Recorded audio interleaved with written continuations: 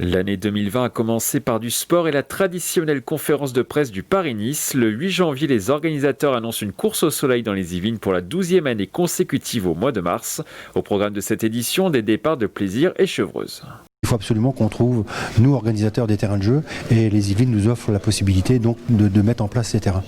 En ce début d'année, le Vélodrome national de 50 ans en Yvelines n'accueille pas de compétition cycliste, mais le salon de l'étudiant pour la première fois. Habituellement organisé à Versailles, l'événement regroupe 100 exposants ce 27 janvier. Objectif, répondre aux interrogations des étudiants. On peut accueillir davantage d'exposants et après il y a tout le côté pratique aussi qui est un plus. En ce mois de janvier 2020, on parle également politique dans les Yvelines et des élections municipales et son premier tour programmé le 15 mars approche. Les différentes listes se dévoilent. Le mois de février commence par du basket et une rencontre à l'accent américain. Le 6 février, deux écoles versaillaises Sainte-Geneviève et Auch s'affrontent dans un match amical digne des plus grandes ambiances universitaires américaines. Dans la salle, 1600 supporters.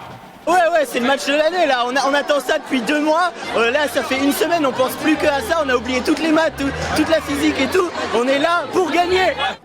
Le mois de février est également marqué par l'organisation du Salon de l'Agriculture Porte de Versailles, un rendez-vous où les politiques se pressent chaque année. Pour la 3e année consécutive, les départements des Yvelines et des Hauts-de-Seine font stand commun dans la perspective de leur éventuelle fusion.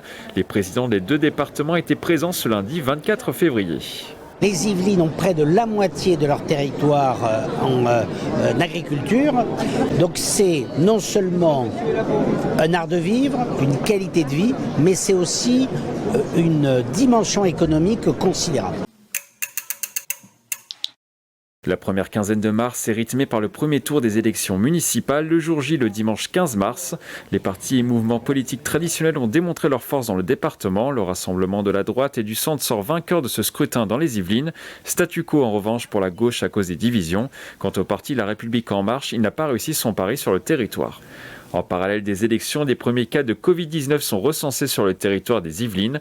Les rendez-vous sportifs et culturels sont annulés ou reportés. La course Paris-Nice est également perturbée avant le départ de l'épreuve le dimanche 8 mars à Plaisir. Cette équipe ont déclaré forfait à la dernière minute et l'ambiance est moins festive. Là, on n'est pas encore serein à 100%, donc on sait qu'il faut vivre au jour le jour. Le 10 mars, on compte 47 cas confirmés. Les 2 premiers décès sont enregistrés dans un EHPAD à Louvciennes.